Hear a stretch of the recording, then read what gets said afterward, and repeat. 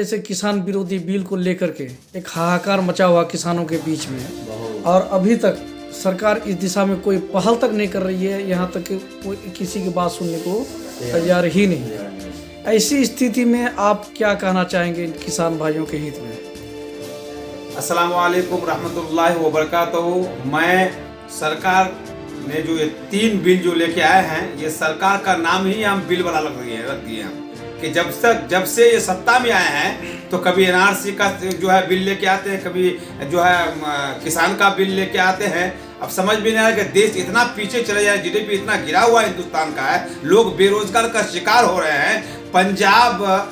पंजाब से हमारे जितने भी किसान भाई इस कड़ाके की ठंड में इस रोड के अंदर रहे और इस रोड के अंदर धरना प्रदर्शन किए। क्या सरकार की आंख नहीं है? वो अपने आंख खुल के नहीं देख रहे हैं? हिंदुस्तान के इतने बड़े बड़े कद्दावर नेता हैं, क्यों इन लोगों को नहीं चाहिए कि ये बिल जब वापस मांग रहे हैं तो इनको बिल वापस दे दिया जाए? किसान का पेट में दर्द नहीं है, सरकार के पेट में दर्द है। सरकार अनिल अडानी और अंबानी के जेब भरने के लिए सरकार बना है, ये कि हिंदुस्तान के आवाम के लिए नहीं। सरकार को चाहिए कि ये बिल, काला बिल वापस करना पड़ेगा इनको। सरकार को घुटने टिकवा देंगे हम लोग। कुल हिंद मजलिस इत्तेहादुल मुस्लिमीन बैरिस्टर असदुद्दीन ओवैसी साहब जो कहे हैं, हमारे सदर जनाब अख्तरुल ईमान साहब, 15 तारीख को हम लोग विशाल धरना भी हम लोग करने वाले हैं। हमारे सीमांचल बिहार के अंदर जितने भी किसान भाई हैं, मैं आपके चैनल के माध्यम से कहना चाहता हूं कि इसको जो आगे बढ़ाइए आप। और मैं जितने भी किसान भाई हैं, सब किसान भाइयों को मैं कह रहा हूं कि आप लोग घर से निकलिए। सिर्फ किसान पंजाब का नहीं है, सीमांचल का किसान क्यों गोंगे बहरे होंगे बैठे हुए हैं, क्यों घर से नहीं निकल रहे हैं? सीमांचल के जितने भी नेता हैं क्यों नहीं आगे बढ़कर हिस्सा ले रहे हैं? ये सब किसी का है, ये सब किसी का हक है। अपना हक को मांग करके लिया नहीं जाता है, बल्कि हक को छीन कर लेना पड़ता है। और जब तक हम लोग छीनने का कैपेसिटी नहीं रखेंगे तो तब तक ये सरकार घुटना नहीं टेकेगा हमारे को। कहाँ वो खाते में आए? ये झूठे वादे वाले सरकार हैं, इनके एक भी बात सही नहीं है। ये जितने भी वादे किए, हमारे नीतीश कुमार को भी देख लीजिए, उनके पार्टी में है, यहां से छोड़ करके वहां भागे। इन लोगों को अपना कुर्सी से मोहब्बत है, इन लोगों को आवाम से मोहब्बत नहीं है।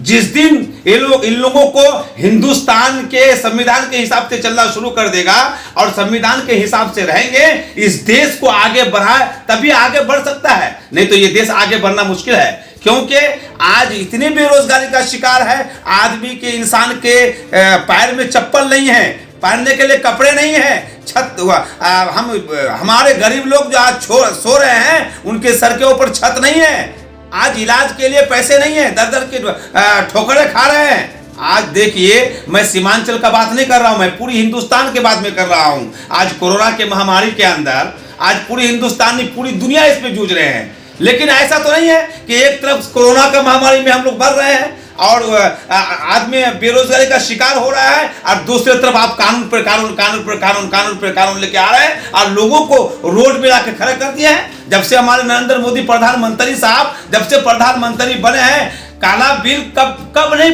उसने पास करवाया है। कभी तो 3 तलाक का मुद्दा आया, कभी 370 का मुद्दा आ गया, कभी एनआरसी सीए एमपीआर का मुद्दा आ गया, कभी किसान का मुद्दा आ गया। ये कौन सा ये मुद्दा है?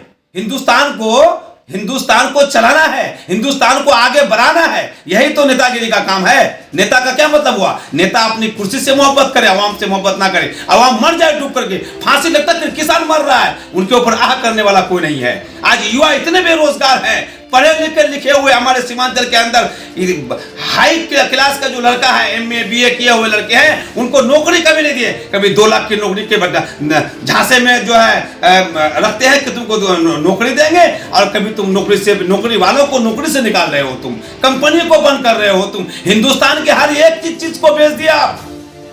रेल क्या हो गया आपका? लाल किला क्या कर दिया आप?